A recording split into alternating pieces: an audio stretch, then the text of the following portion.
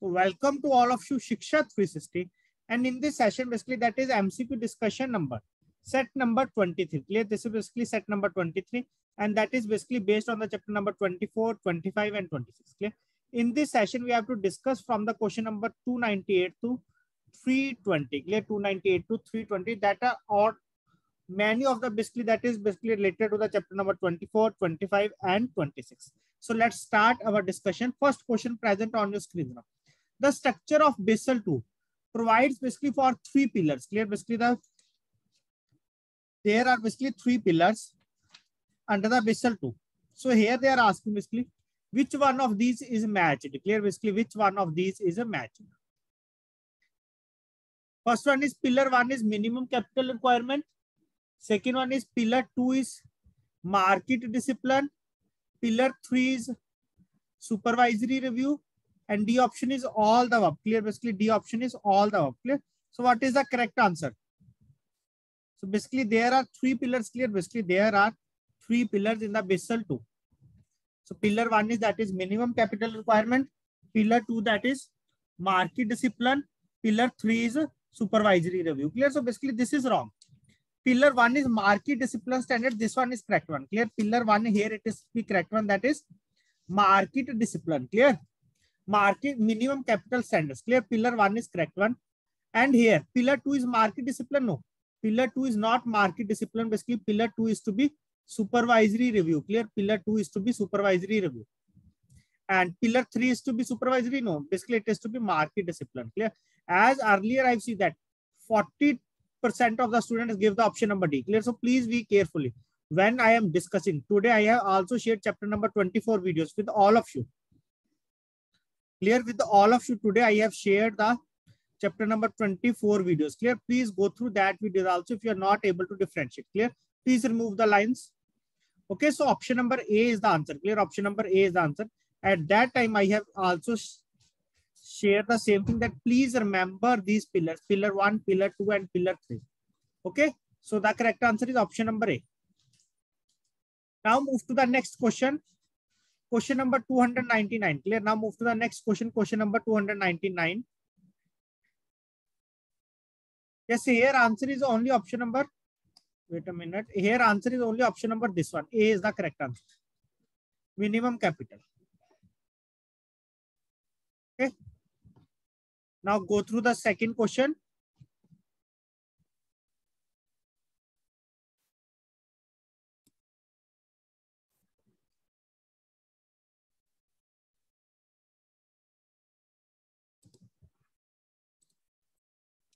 In a relation to a bank, clear? In a relation to a bank that defines its activities. Clear? In a relation to a bank that defines its activities and risk management practices. Clear? Basically, in a relation to a bank that defines its activities and risk management practices as simple in carrying out its, clear? Basically, as simple in carrying out its ICAP.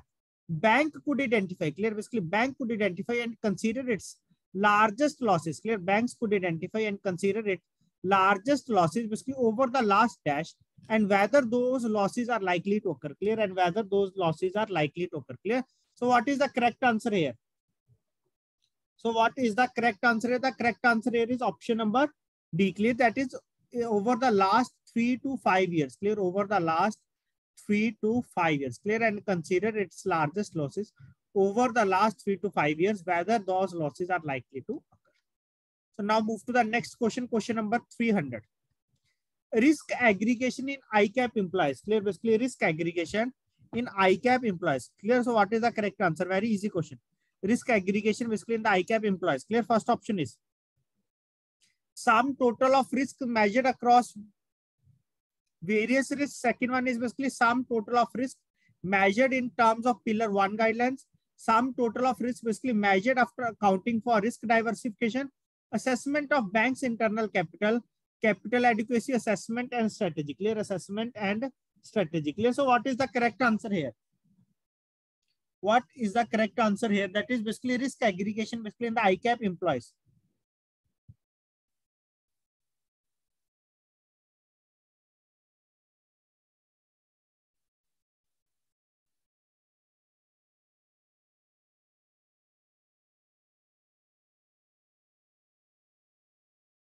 So the correct answer here is to basically option number C. That is sum total of risk. Clear? That is sum total of risk measured after accounting for risk diversification. Clear? Risk diversification. This is the correct answer here. Clear? This is the correct answer. Option number C. Clear? Please go through these points very carefully regarding the ICAP. Please go through these points very carefully regarding the ICAP. Clear? So can anyone tell basically what is the full form of the ICAP? Please tell fast. Can anyone tell basically what is the full form of the ICAP here? Okay, so please write in the comment section what is the full form of the ICAP. Now move to the next question. Question number 301. Clear? Question number 301. Dash that focus on most likely outcomes for budgeting, forecasting, or performance measurement purposes may not be fully applicable for capital adequacy because the ICAP should also take less likely events into account. Clear? Because the ICAP should also take less likely events basically into the account. So qualitative approaches, capital adequacy approach, standard approach, quantitative approaches. Clear? Quantitative approaches. Clear? So what is the correct answer? Similar to the ICAP. Clear? This question is similar to the ICAP, that is qualitative and quantitative approaches. Clear? So basically this approach, it is what? This approach basically it is the quantitative approach. Clear? This approach it is basically the quantitative approach. That is option number D is the answer. That is that focus on most likely outcomes for budgeting, forecasting, or performance measurement. Clear? Or performance measurement purposes may not be fully applicable for capital adequacy because the ICAP should also take less likely events into the account. Clear? Less likely events into the account. Clear? So that one is the quantitative approach. Clear? So this one is our answer. Now move to the next question. Question number 302. Very easy question. The main expect to be addressed under the SRP. Clear? SRP basically stands for, first of all, please tell fast. SRP. Clear? Basically SRP basically stands for supervisory review process. Is that the risk that are not fully captured under dash pillar had to be captured under ICAP policy of the bank. Clear? Had to be captured under ICAP policy of the bank. Clear? So the under which pillar 1, pillar 2, pillar 3, and D option is all of the above. Clear? So basically SRP, that is basically pillar 2. Clear? That is basically pillar 2, supervisory review process. This one is our answer. This one is our answer. Now move to the next question. Question number 303. Clear? That is basically totally cramming based question. Clear? If you have gone through the points only after that, basically you are able to answer this question. Otherwise, you are not able to answer these questions. Clear? That's why I'm saying that please go through this module very carefully. Clear? Especially these 3 chapters. Clear? Now next question is basically regarding the principle 3 of the pillar 2. Clear? Basically there are different principles clear under the pillar 2, that is there of basically 4 principles. So which one of the principle 3 of pillar 2 in Basel states that? What it states that is what principle 3 states that? First one is supervisor should expect bank to operate above the minimum regulatory capital ratios.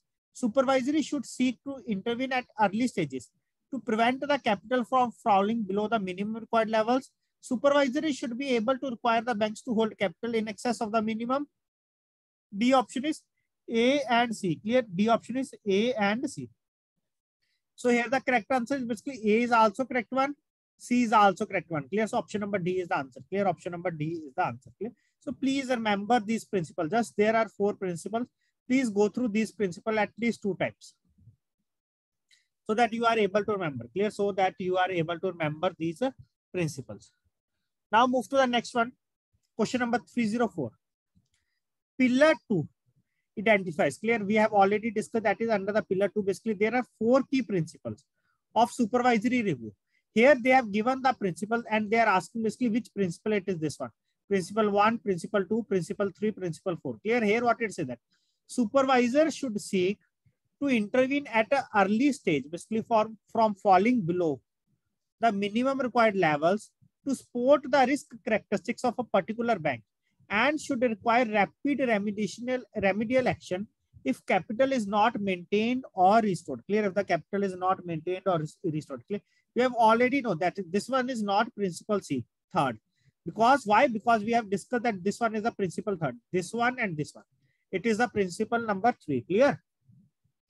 So here this one is that is basically where it says that basically that the supervisor basically should seek to intervene at an early stage to prevent capital from falling below the minimum levels required to support the risk characteristics of a particular bank. Clear? So this one is the principal 4. Clear? This one is the principal 4. Okay, so this one is our answer. Clear? So this one is our answer.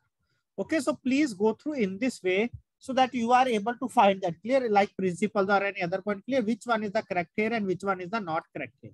Okay. Now move to the next question. Question number 305. Question number 305. Which risk is not part of pillar 3? Clear?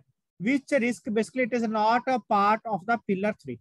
Reputation risk, liquidity risk, strategy risk, or all of the above. Clear? Or all of the above. Clear? Here they are asking which risk basically it is not the part of the pillar 3. Clear? Here you will find that basically all of the above is the correct answer. Clear? All of the above is the correct answer because all these risks basically it is not the part of the pillar 3. Clear? Either it is to be the reputation risk, liquidity risk, or strategy risk. Clear? Risk.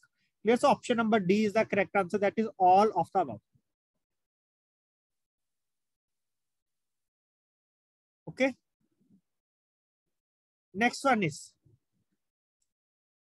the implementation of ICAP. Clear? None of the students basically tell till now what is the full form of the ICAP. Clear? So please write fast in the comment section basically what is the full form of the ICAP. Clear? So here what it says that the implementation of the ICAP. Clear? The implementation of the ICAP shall be guided by the principle of. Clear? The implementation of the ICAP shall be guided by the principle of equality, ICAP outcomes, forward looking, and proportionality. Clear? ICAP basically stands for internal capital adequacy assessment process.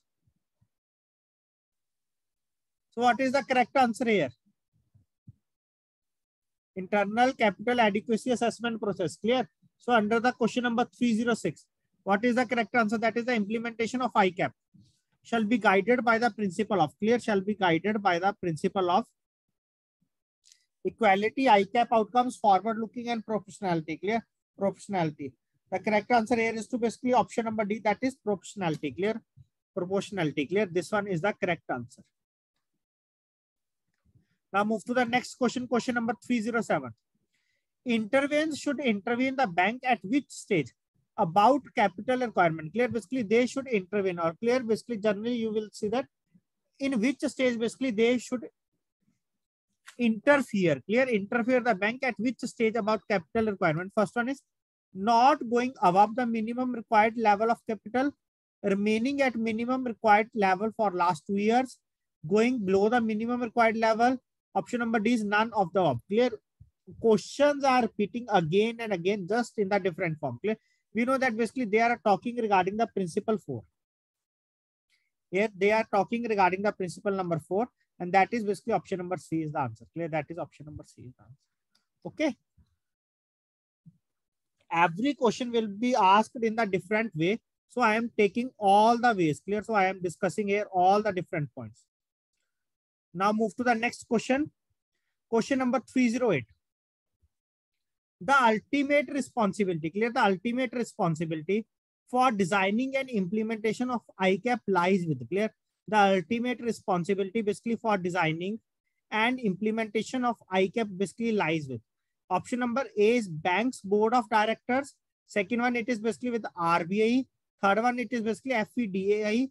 Fourth one is BIS. Clear? Basically fourth one is BIS. Clear? So the correct option here is basically bank's board of directors. Clear? This one is the correct answer. Clear? That is basically overall responsibility is basically lies on the hands of the bank board of directors. Clear? So this one is our answer. Okay, this one is our answer. Now move to the next question. Question number 309. A sound risk management system. Clear? A sound risk management system should have the following key features. Clear? A sound risk management system should have the following key features. Clear? Should have the following key features. First one is active board and senior management oversight. Clear? First one here is to basically active board and senior management oversight. Second one is appropriate policies, procedures and limits. Third one is basically appropriate management and information system. Clear? Appropriate manage and information system. Clear? So basically for a sound risk management system, it has all the following key features. Clear? First one is active board and senior management oversight. This one is correct one. Second one is also correct one. Third one is also correct one. Clear? So option number D is the answer. Clear? Option number D is the answer. Now move to the next question. Question number 310. The Basel Committee has stated dash key principles of supervisory review. 3, 4, 5, 6. Clear? So how many principles basically they have to be stated by the supervisory review? That is 4. Clear? So this one is our answer. Clear? So this one is our answer. Okay. I think now you are able to remember these things. Clear? In the examination, if you have gone through these sessions very properly, you are able to remember the things. Clear? Why? Because we are repeating again and again basically that points in the different forms. Now move to the next question. Question number 311.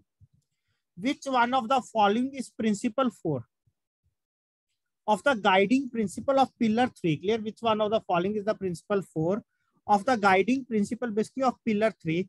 Discloses. Disclosures recommended by the Basel Committee on Banking Supervision. Clear? Disclosure recommended by the Basel Committee on the Banking Supervision. Clear? So what is the correct answer? Disclosure should be clear. Disclosure should be comprehensive. Disclosure should be meaningful to users. Disclosure should be consistent over time. Clear? Disclosure should be consistent over time. So the correct answer is option number D. That is disclosure should be consistent over time. Clear? That is the option number D is the correct answer. That is disclosure should be consistent over the time. Now move to the next question.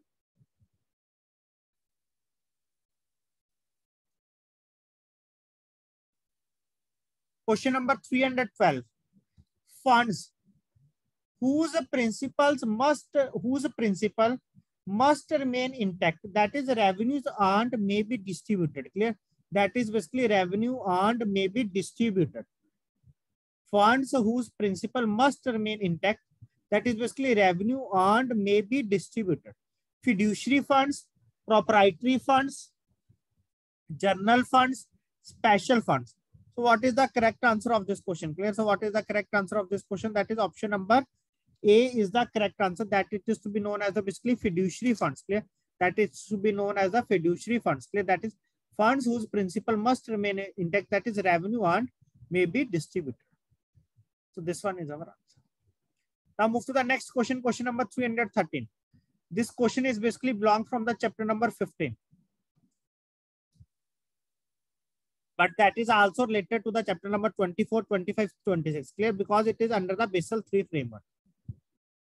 So the Basel III framework on liquidity standards notified by the RBI in June 2014 has prescribed 2 minimum standards. First one is CRAR, second one is LCR, third one is NSFR. So basically they have given 2 standards. First is LCR, second one is NSFR. Clear? Second one here is to be NSFR. Clear? So B and C. This one is the answer. So first of all, can you even tell basically what are the full forms of that? First one is CRAR. Second one is LCR. Third one here is to be NSFR. So NSFR basically stands for net stable, not national. Basically it is net stable funding ratio. Net stable funding ratio. LCR basically liquidity coverage ratio. Clear? LCR basically stands for liquidity coverage ratio. Now one thing left, that is CRAR. CRAR. So basically CRAR basically stands for the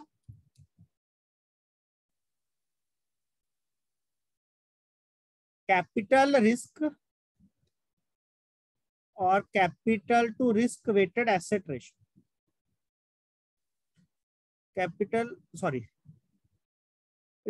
to risk weighted asset ratio we can also do that, or capital risk adequacy. Capital risk adequacy ratio. Clear? So please remember, and this one is our answer, B and C. Clear? So this one is the answer. Now move to the next question. Question number 314. Business risk, basically it is the combination of, clear? Business risk, basically it is the combination of operating risk and financial risk, sales risk and financial risk, operating risk and sales risk. None of the above, clear? None of the above, clear? So what is the correct answer here? Business risk, basically it is the combination of operating risk and sales risk, clear? Business risk, basically it is the combination of operating risk and sales risk, clear? So the correct answer here is to be option number C, clear? Option number C, clear? One thing basically I will tell you, basically there are the different combinations present basically in the chapter number 25, clear? Basically when you are opening the chapter number 25 on the first page, clear? Basically they are mentioning the different risk, clear? They are mentioning the different risk, clear? So please remember that. Please remember all these points that are very, very important for the examination point of view, clear? Basically for the examination point of view, clear? Like strategic risk, clear? Strategic risk, basically it is equivalent to the strategic risk, basically it is equivalent to the operational risk, clear? Strategic risk, basically it is equivalent to the operational risk. Okay, so please remember these points. And reputational risk also, clear? Reputational risk also, basically it is equivalent to the operational risk, clear? It is equivalent to the operational risk, clear? As per these norms. So all these points, please remember that so that you are able to answer the correct questions in the examination, clear? Correct answer. Now move to the next question, question number 315. Very, very important, clear? Either you will get this type of question in the examination or numerical on the basis of that, clear? Or numerical on the basis of that, clear? So other than India, the total risk weighted assets, clear? Other than India, the total risk weighted asset is to be risk weighted asset for credit risk plus 12.5 into capital for market risk plus 12.5 into capital for operational risk, clear? So we know that basically it is basically 12.5 is the factor rate, clear? 12.5 is the factor rate. That is how we can get 12.5, that is 1 by 8, clear? 1 by 8. So this one is our answer, clear? So this one is our answer. Okay. So now move to the next question. It is to be 1 by 8. Only after that, this factor will come out, clear? Not multiply, we have to 8, clear? Not we have to multiply. And please remember that this is basically RWA is basically for what? For the credit risk, clear? Basically for the credit risk. C is basically in the alphabetical, C comes first. So we have to not multiplying it with any factor. M and O. Market risk and operation is basically we have to multiply by 12.5, clear? We have to multiply it by 12.5, clear? So please remember all these things. Now move to the next question, question number 360.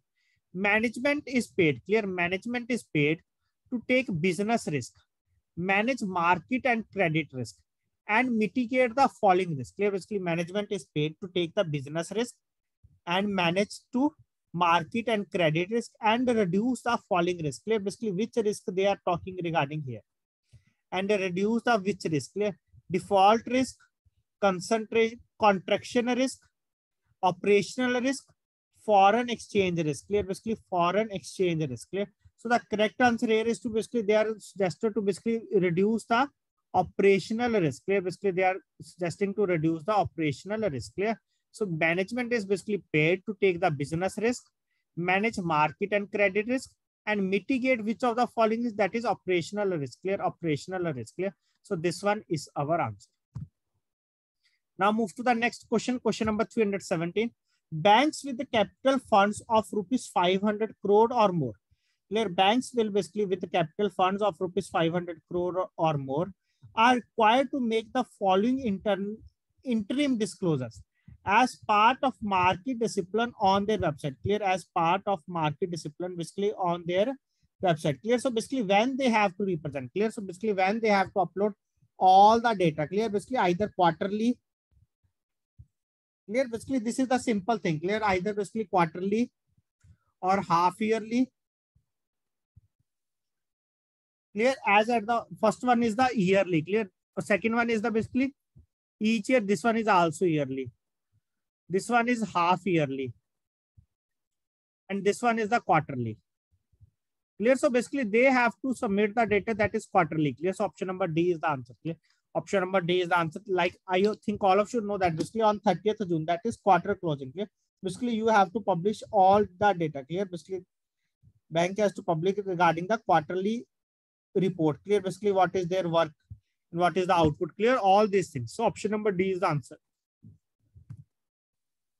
So disclosures made under pillar 3 of Basel II framework. Clear? Basically disclosures made under pillar 3 of Basel II framework shall be audited by the external auditors, shall be audited by the internal auditors, shall be certified by the board of directors, shall be subjected to internal controls. Clear? Shall be subjected to internal controls. Clear? So disclosures made under pillar 3 of Basel II framework, basically option number A is the answer, that is shall be subjected to the internal controls. Clear? Shall be subjected to the internal controls. Clear? So option number D is the answer here.